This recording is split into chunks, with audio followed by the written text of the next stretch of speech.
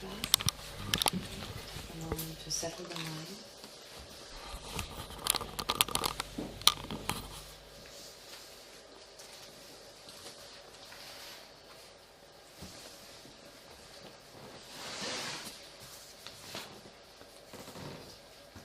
And to let go of any kind of disturbing thoughts or thoughts that do not relate to setting our motivation.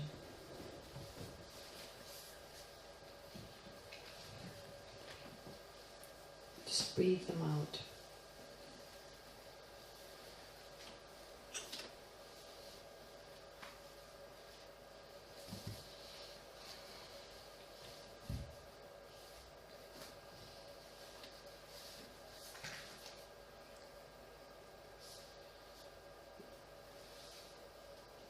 And then think, there's so much suffering in this world.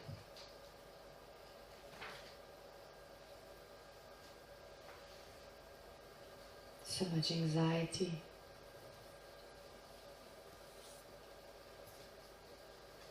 Fear. Worry.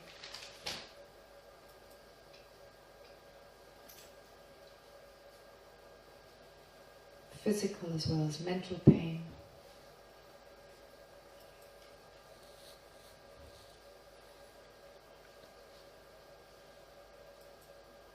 While we are in a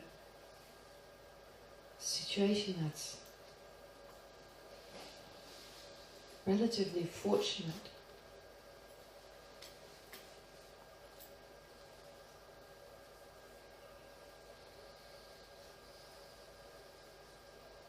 in particular, we have the opportunity to understand that our problems come from our mind.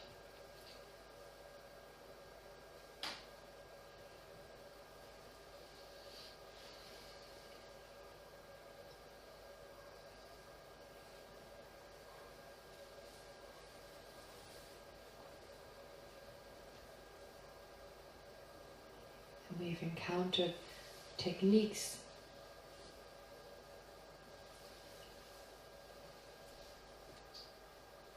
help us to transform our mind.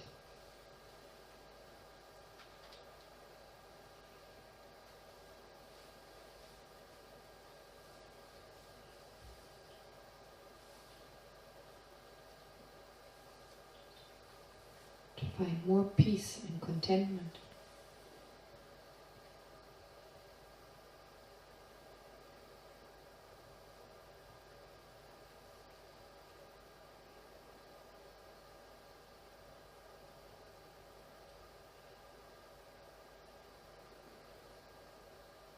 So we have to take personal responsibility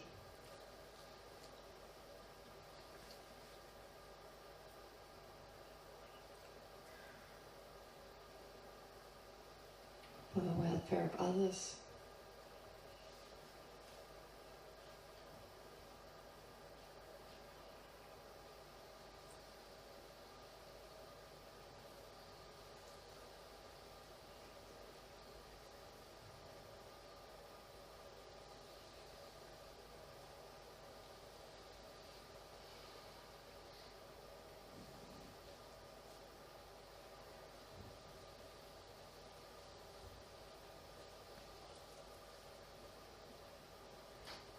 So let's therefore think, may today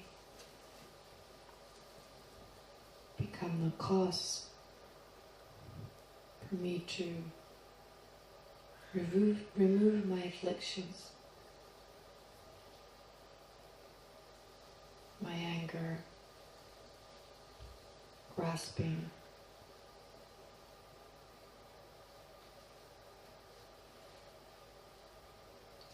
jealousy, fear,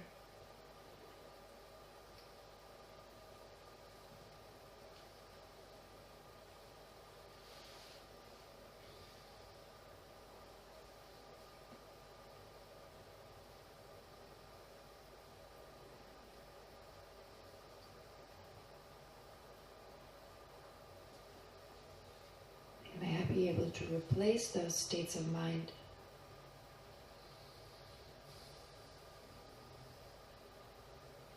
with love, compassion, generosity,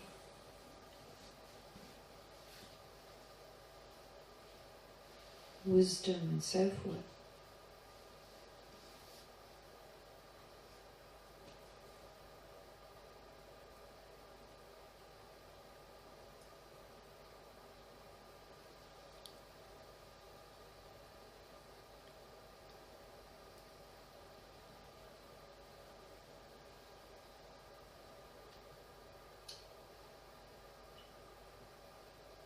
So that in the future it be of greatest benefit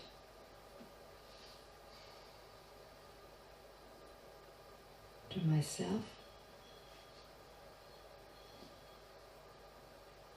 but also to all sentient beings.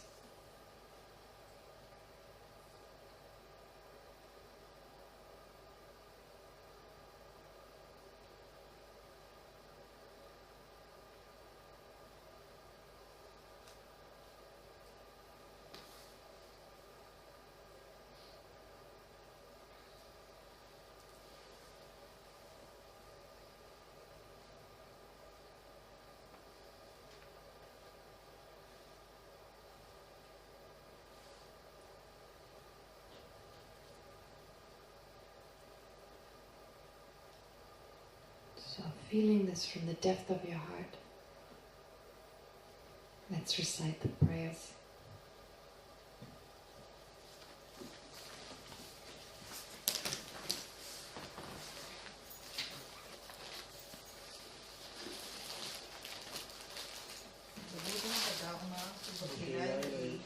אבקש מקלט עד להרה, באמצעות המצבורים של הקשבה לדרמה, להוסיף כדי להוריד לצורים נדיבים.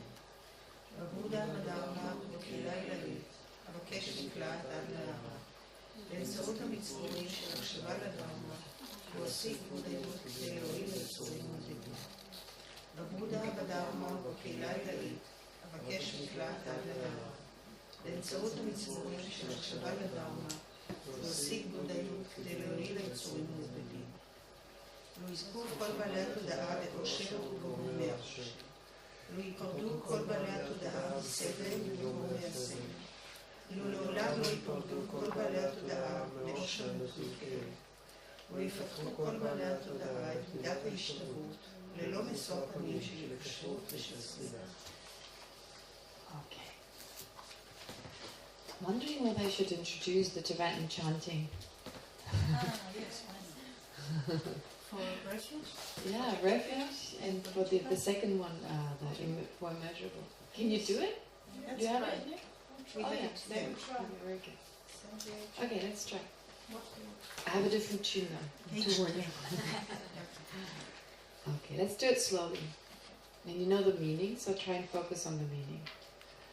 Sangye chodam sogi chonam la chanchu padu dani kyapsu chi dagi jinso kipe sonam ki drola penche sangye dropa sho.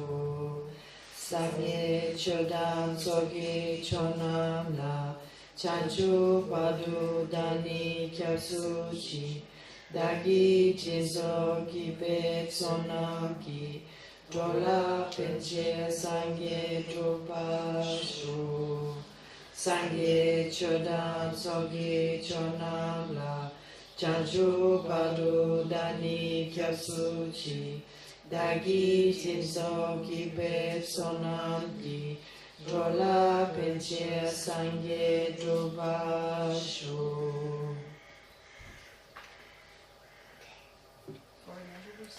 Next time. Okay, great.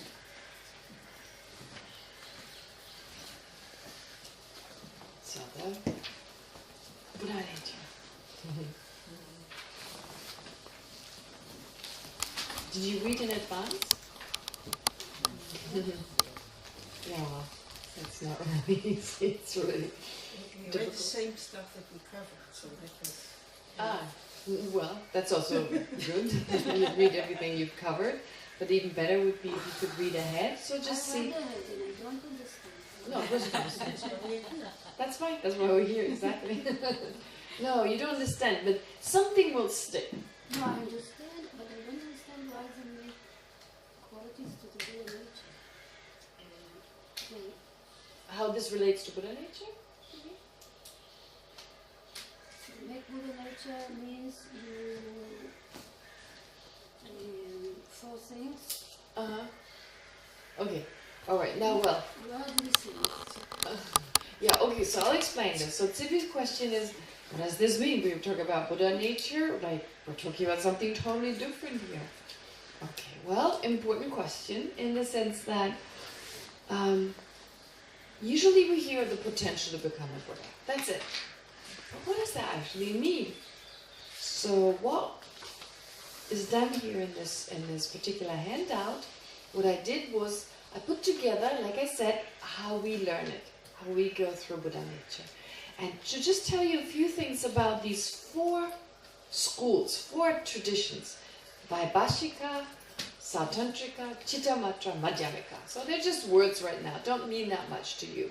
But anyway, so the lowest, considered to be the lowest, it's called the Vaibhashika, and then you move on from there. And they're like stepping stones. They're like stepping stones. They're like taking you a little bit closer, closer, closer to the view of the middle way of the Madhyamika. That is like going through school.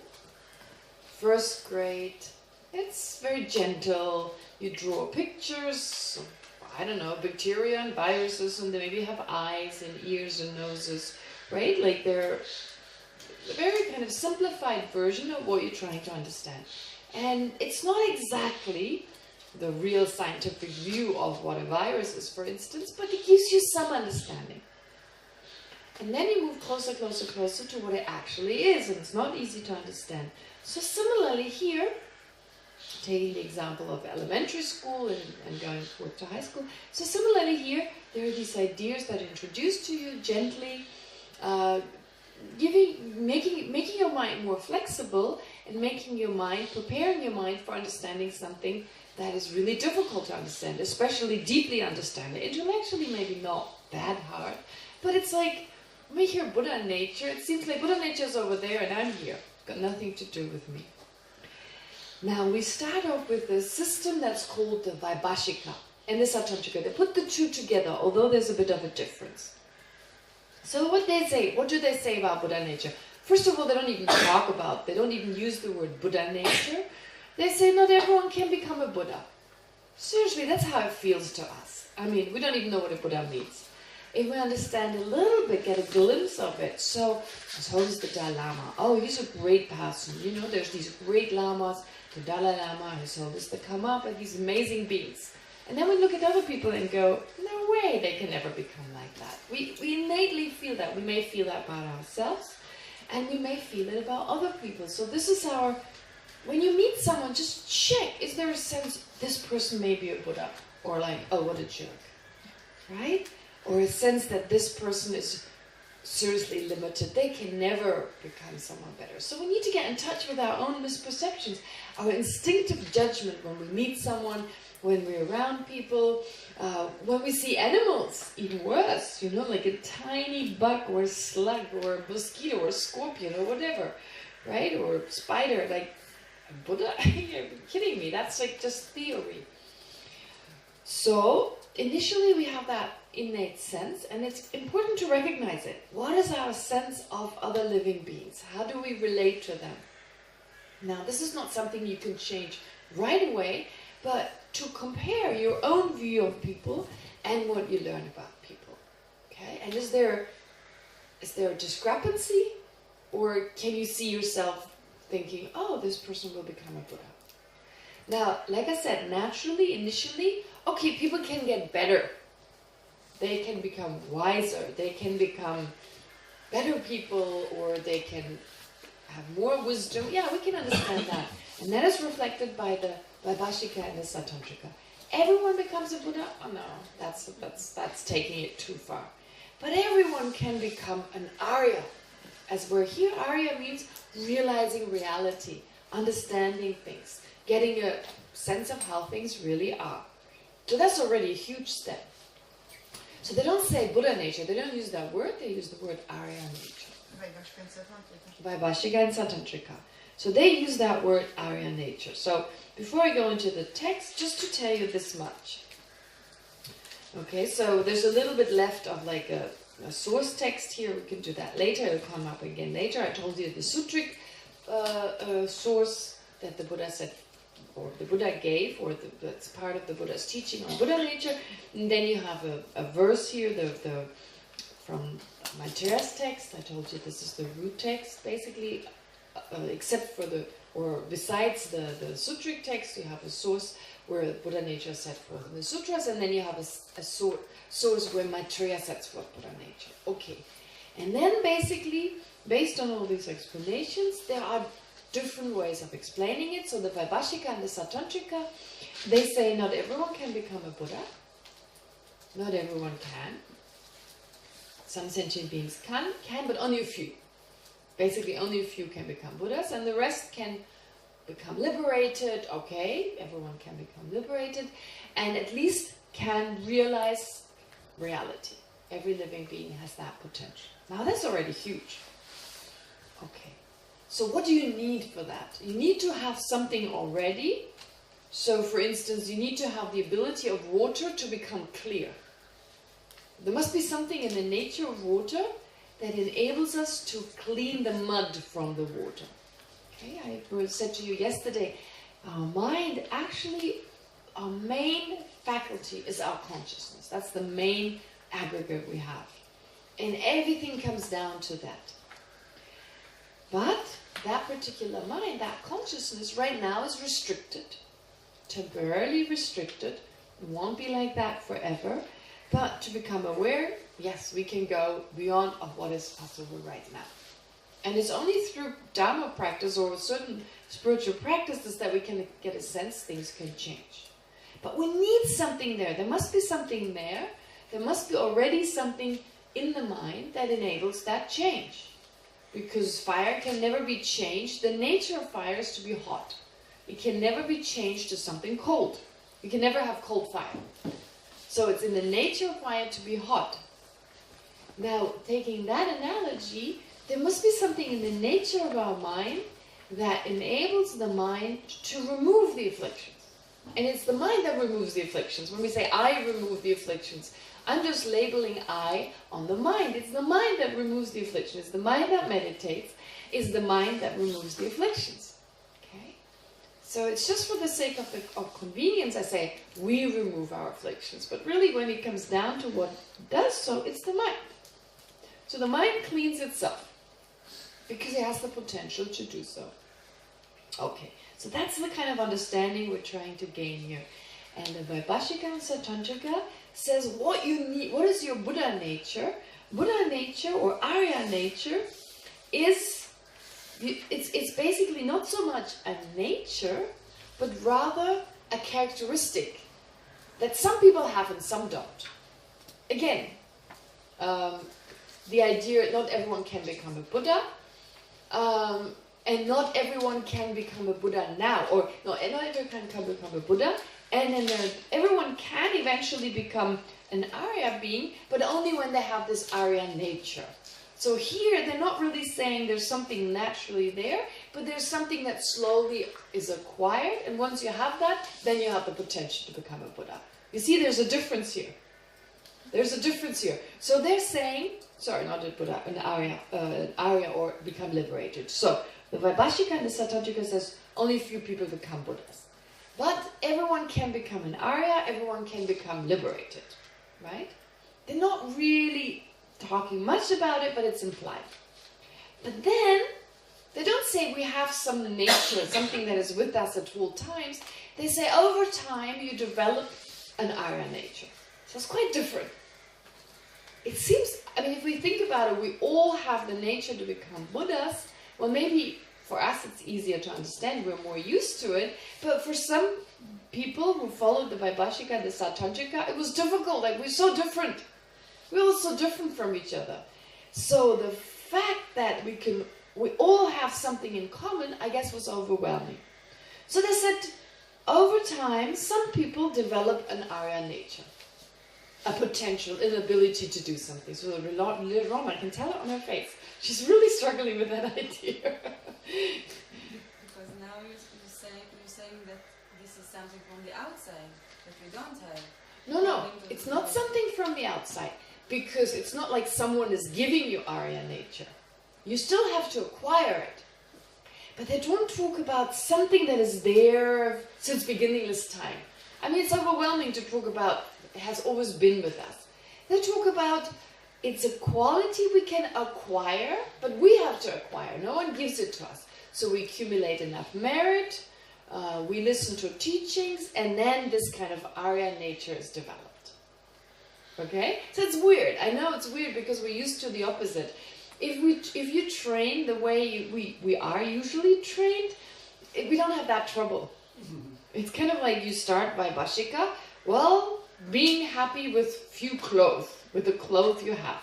Being happy with the food you get, being happy with the place you stay in. Very simple. Here it says monastic. It says being satisfied with simple monastic robes. But actually, this is on page 6. So, it's saying that being satisfied with simple monastic robes, being satisfied with simple dwellings, being satisfied with simple alms, and taking great delight in eliminating afflictions and meditating. So it's really just saying, if you want to become liberated, you must have those 4 characteristics. You must have those 4, features, basically. And they are within us, because no one can give them to you. But of course, external circumstances can lead to the growth of those. And there's no contradiction. I mean, even in the higher systems, for our Buddha nature to ripen, we need teachings, we need teachers, we need something from the outside. We don't live in a bubble. So there are other factors that bring this forth. But in the end, it's like in our own continuum, slowly those features have to grow. They're not always there, but they slowly grow. And a person who has them, they can become liberated. Okay. So, therefore, here it tells you... What the 4, please? The 4 Well, I'll just talk about it. Yeah. So, therefore, here it just tells you, I need to read through it. It says here on page 6, this is where we got to basically. There are 4 subtopics of Buddha nature according to the Vaibhashika and Sautrantika, according to the Chittamatra and according to the Madhyamika. And then, then the third is like refuting the Chittamatra school. There's a whole section on why the Chittamatra school doesn't work. Because the Chittamatra explanation is the closest to the Madhyamika. So the first, the Vaibhashika and the Sautrantika, it's kind of weird, you know, it kind of makes sense to some degree. There's something we can get out of it, but the real explanation starts with the Chittamatra. Okay. But let's still put on the Vaibhashika and Sautrantika head, pretend now we're following exactly this view, and see whether there's something helpful in here. Because that's why it's taught, there's something helpful. Okay. So, what does it say? The proponents of the Vaibhashika and Sautrantikas, they don't even use the term Buddha nature, for as I said, they don't think everyone can become a Buddha, only a few people can. So they use the term Arya nature. Arya as in like someone who's able to realize phenomena for what they are. Someone who has a direct experience of reality.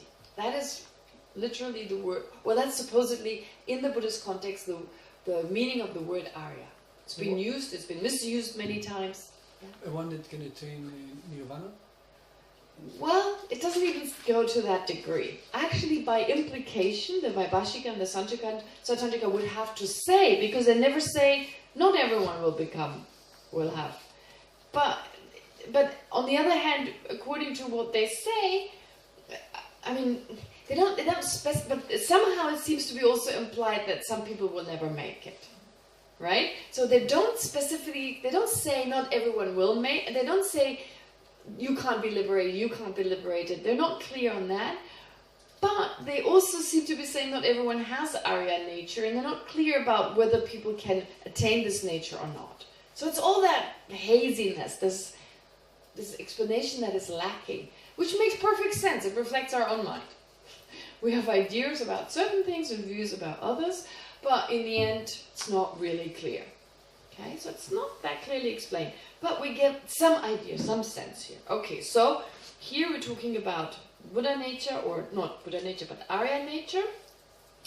And the sutras that teach the Vaibhashika and Sautrantrika tenets or views explain Arya nature to have 4 aspects. So it means you're satisfied with simple monastic robes. Again, based on the idea to become an Arya, you have to be a monk or nun. The higher systems would say, no, you don't have to become a monk or nun. It's got nothing to do. I mean, maybe helpful for some people to do their practice, for having those vows and living a kind of life that is conducive for Dharma practice. In fact, you're supposed to, that's your job. So instead of having to work another job, this is your main job. So from that point of view, it is explained here that it's based on a monastic kind of, but it doesn't have to be. So we can already say being satisfied with simple clothes, being satisfied with a simple dwelling, being satisfied with simple alms or food, basically. Here means like monks and nuns would go around and get alms, like back for their food. So being simple, being satisfied with that. Well, how does that help us? Obviously, what are we in the West? We're not satisfied with those things, right? We're not satisfied with the clothes we wear, because if we were satisfied, well, the cloth industry would go bankrupt. I mean, look around, they're thriving because people buy new clothes every few months and check out the old ones. I mean, I don't know whether you guys do this, but in the West, I mean, you know, in the modern world, it's like in Tel Aviv, I guess everywhere, I mean, people go to the mall and buy clothes all the time. There's no satisfaction. We want new clothes all the time. So that takes up a lot of our time and energy. Secondly, our house, our dwelling, right? I mean, come on. So much time spent to improve the house we live in, to make it nicer, bigger, build it taller, whatever, you know, but a lot of time spent. And if we don't spend time changing things around, we're all cleaning, right? And once we're through the entire house, it's all dirty again, we have to stop. So we're really busy with the clothes we wear, our body, of course, by implication, looking after our body, the clothes we wear, and our dwelling, and then food. So basically our lives are spent on those 3 things. Clothing and keeping the body fit, etc. Which is okay, that's necessary. So let's put it, I mean, let's be clear, this is necessary. But beautifying it here and there, lying in the sun and, you know, getting a tan, I mean, that's hard work. It takes a lot of energy and we have no time to do anything else. Then we look after our dwelling, then we look, so it makes sense. We need to be able to really do Buddha practice, we have to cut down on those and be satisfied with less. No one is saying live in the street. No one is saying go naked. No one is saying stop eating. There is a healthy way in which we need to wear clothes, have a dwelling, right? But to find that balance, that's the challenge. And if we look at our own lives, so this is how this may be relevant. How much time am I really spending on Dharma practice? And it's my own choice. It's up to me. But basically, let's think about this. Why are we concerned with our clothes? Why are we concerned with beautiful dwellings? Why are we concerned with food? Because it makes us happy. Okay? So Buddha's not saying it's bad. No. It gives us happiness. Okay. But is it the kind of happiness we really look for? Are we not looking for something deeper, something more lasting, something more satisfying? And the only reason why the Buddha taught the Dharma is because he's saying we can have that kind of happiness, but we need to develop the wish for that. We need to go in that direction. So do we really wish to go there? Sometimes yes, but most of the time we're satisfied with mediocre. It's kind of bizarre in the 21st century where we want the best, but somehow with happiness we're totally satisfied with mediocre. Because we don't know. Because we are convinced by the old... Yeah, we don't know better, that's true. We don't know better, but that's why we learn about Dharma, telling us about it, and initially it's just a matter of faith. But not just, well, faith that is then slowly transformed. When we gain more happiness, not because we have a nice house, not because of our clothing, not because of our food. We are more happy, then it's easier to let go of those things. I mean, a lot of Dharma, and so when we talk about renunciation, it's not about giving those things up first, and then practice the Dharma. That would be totally the wrong way around. This is how renunciation is misunderstood. We think, first I have to give up everything, and then I can practice the Dharma. First I have to give everything up, right? I give things up, and then I can... No, I'm just going to be miserable. I'm going to be miserable. So this is the misunderstanding. Religious practice, spiritual practice, is about first trying the things out, and then when what we learn gives us more happiness, then naturally we're less interested in beautiful clothing, beautiful dwelling, and incredible food. So it'll naturally be reduced. So that's important. So here it seems to be saying, well, this is the prerequisite. There's no contradiction. It is the prerequisite to then continue on further. But initially we learn about the Dharma, we hear about these ideas, we like them to some degree, we'll try them out. We experiment. And then, okay, clothing, well, it doesn't mean we don't go shopping for clothing, but it's reduced. We may spend money on other things more, not be so obsessed about needing to have the most fashionable piece of clothing. And then with our house, initially we wanted a huge villa, and then we realized it's a huge burden. So things come down. And then also with our food, well, first we think it has to be the most expensive, and slowly like, well, something less expensive will do. I don't have to go to a restaurant every day. See, it's already, there's a natural, so that's a natural renunciation. You don't force it. You can't force yourself. When you force yourself, you become miserable. You can be only miserable for that long, and then you give up. Natural. So it's all about making the mind happier. So you try it out, you're happier, and it's naturally reduced. And that is a slow, slow process. And we need to allow that to be a slow process. Okay. And then slowly, there's a certain degree where you have enough time in your mind, you're less busy shopping, less busy improving your house and buying furniture, etc., and less busy concerning yourself with food. That already gives you more time. So that's what you need then, that time, that space in your mind, and then you need to generate also the last quality, taking great delight in, well, here it says eliminating, that is the best, but in reducing our afflictions, and in meditating, that is familiarizing ourselves with positive states of mind. Right? So reducing the stuff in our mind that really harms us, and instead focus on generating positive qualities. So that's what Dharma practice is all about. So you see, it's not meaningless here. It's basically telling us how to go about it. Calling that Arya nature, calling those three. If you really want to become more serious, we need to have a certain degree of satisfaction when it comes to the first three. Be satisfied with less, and take delight in practice. If you have those, you can truly go ahead and gain more happiness. And the good thing is, to the degree you're able to do this, you're already happier. It's like a step-by-step procedure, and this is how you know whether you're practicing properly. You always have to check, am I happy? Am I happy? Am I happy and calm? And here I'm not talking about the happiness of like getting a new pair of jeans. We all know that type of happiness. Oh, how exciting, but the mind is kind of all over the place. Here I'm talking about a sense of satisfaction that has nothing to do with the external object, but more with an internal. And this is through mindfulness. You need to check. Do I have that degree of satisfaction? Do I feel a little calmer, a little happier? Okay. Does that make sense?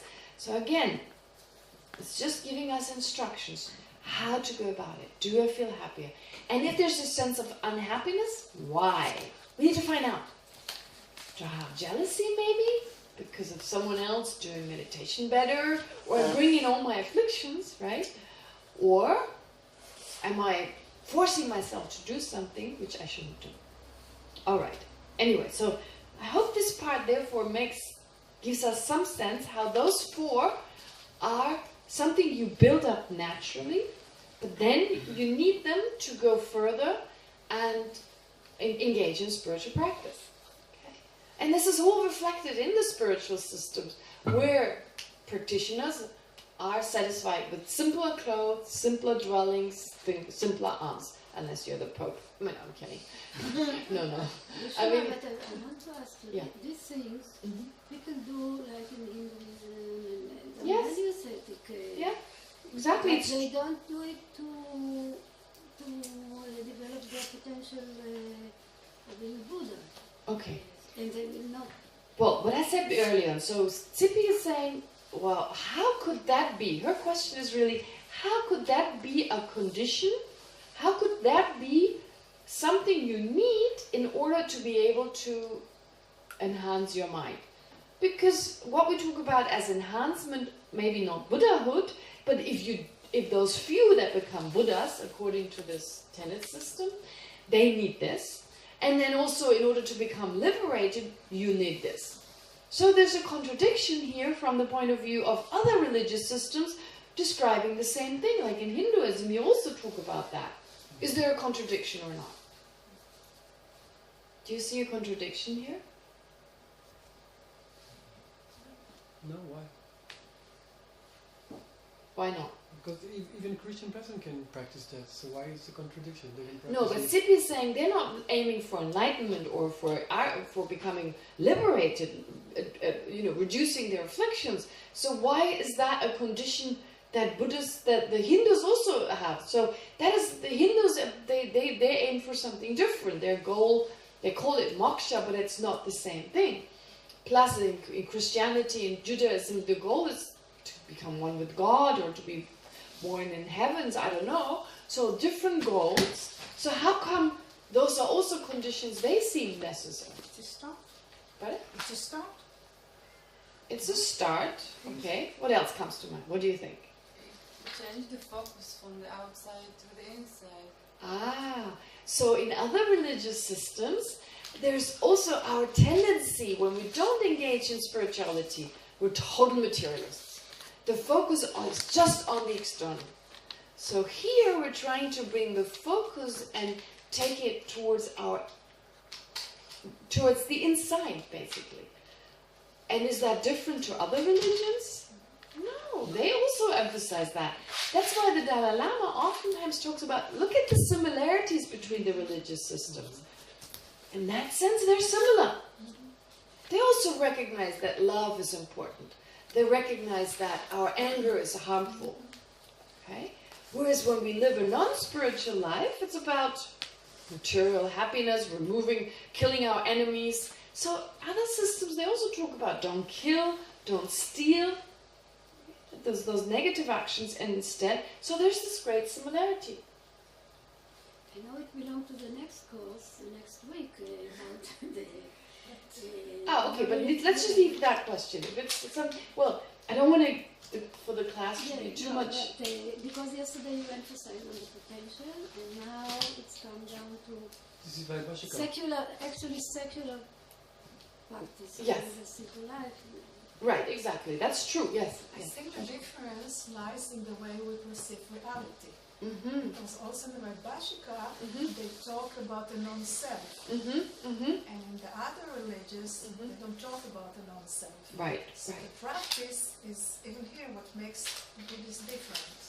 Right, so Shoshiko is basically saying the preparation may be the same, but the practice in the end takes you towards lack of a self, whereas in the other systems the self is very much emphasized. So there are similarities, and I agree with Tsipi. Before we talked about the potential. Here we're no longer talking about a potential. But what is the similarity between a potential versus those 4? They are what you need in order to be spiritually active. So from that aspect, here the Vaibhashika doesn't talk about potential, only the next schools do, but they talk about something you need in order to be able to spiritually transform your mind. That's the only thing. I'm saying, like the Vaibhashika, if you talk to just ordinary people on the street who never heard about Buddhism, and you explain a little bit about Buddhism, and then you ask them, what do you think you need to be able to practice this? This is what they're going to say. Right? So the Vaibhashika and Satantrika much more reflects the view of people on the street, basically. I mean, our normal view before we were introduced to Buddhism. Okay, that's what you need, and that's what they talk about. So keeping it actually very simple. Those are 4 things you need. The other schools say you need a potential. They take it further. You need to have something, not these 4 characteristics. To have those 4 characteristics, you need something underlying. But that's too much in this case. Okay? So that's why we talk about this. So anyway, the first 3 enable practitioners to temporarily overcome craving for their possessions and facilitate meditation on the path. So they are the preparation. They make the mind open to actual practice. Whereas the 4th one enables practitioners to engage in actual meditation and irreversibly eradicate craving for the self and one's possessions. Does that make sense? So the first one is just enabling us to engage in practice, and the last one is the joy of practice itself. Okay? Having joy. And it's all about joy. It's all about joy. There's already, your name is Joy, right? It's all about joy. So, it's all about joy in the sense of like, you're no longer satisfied with dwellings and so forth. So you don't crave them. You don't feel they give you happiness, and you find happiness in something else. And of course, most importantly, you find happiness in meditation. Okay. So check whether you have that. Okay? If we call ourselves Buddhist practitioners or Buddhists, or you don't have to call yourself a Buddhist. I mean, if you're interested in those practices, check to what degree. And if you're very much interested in your house and etc., well, or in your if that's a major concern and it takes up most of your time, well, see how that can be changed around. Maybe practice more meditation and feel, can you get more happiness out of it? Does it solve some of your problems? Does a nicer building solve your relationship problems? Or does your meditation solve those problems? And our relationships are even more important than our houses, etc. Right? Okay. I hope this part is clear. How long have I been talking? Oh, 45 minutes. Let's do a meditation on that.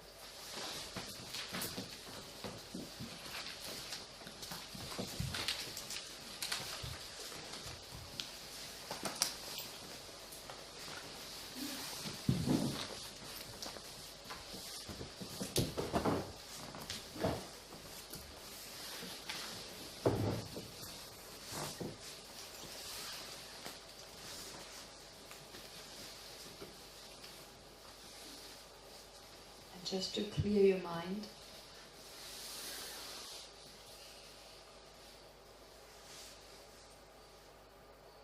of any thoughts that disrupt your meditation,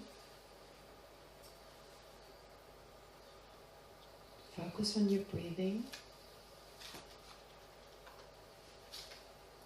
and think that as you breathe out, you let go of any disruptive thoughts. While breathing in, you breathe in the energy that enables you to be mindful and focused.